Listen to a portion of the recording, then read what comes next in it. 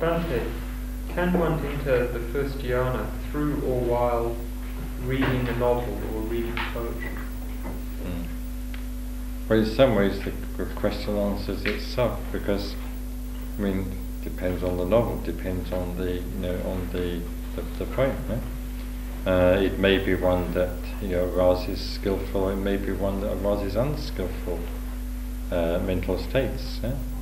But I would say that it certainly is possible to enter on a dhyanic type of state, possibly amounting to the first dhyana. Well, of course, there is vitaka vichara, initial and sustained mental activity, while you are reading. I would say that it is more likely to occur if you're reading a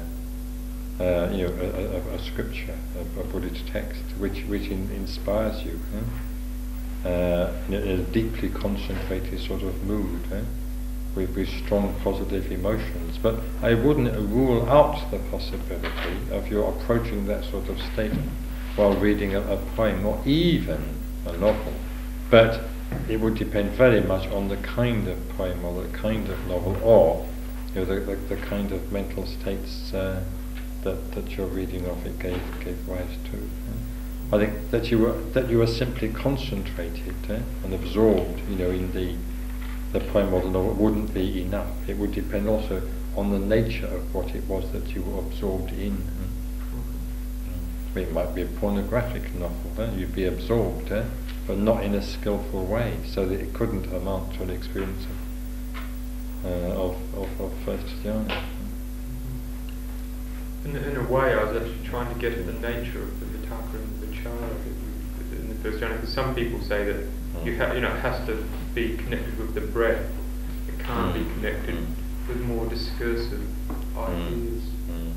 Well, it can be connected with the breath, but not necessarily so. It may even be that when you have a very refined object like the breath, well, the dhyana itself is correspondingly more refined. But I certainly wouldn't rule out someone attaining a state perhaps not very far short of first dhyana in the full sense, through study, certainly through dharma study, and possibly in these other ways too. Because one can become very absorbed. The experience can be very intense. I don't know with what degree of intensity people do read, do say experience poetry, but one can experience very intensely indeed.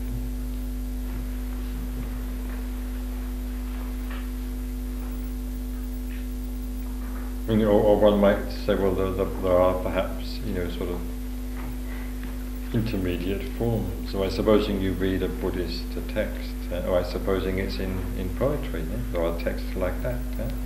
Well, clearly some kinds of poetry could lift you to that sort of level. And then does it have even to be ostensibly Buddhist? You could raise that point too.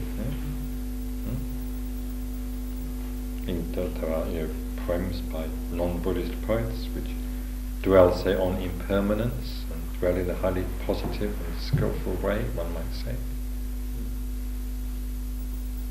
But one isn't necessarily concerned even with any sort of cognitive content in that way, because jhana as such is not concerned with insight, but only with concentration and very intense positive emotion.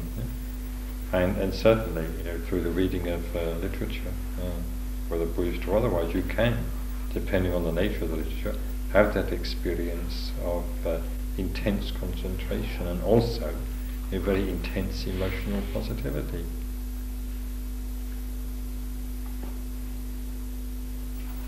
Perhaps people aren't accustomed to making that sort of use of literature or poetry.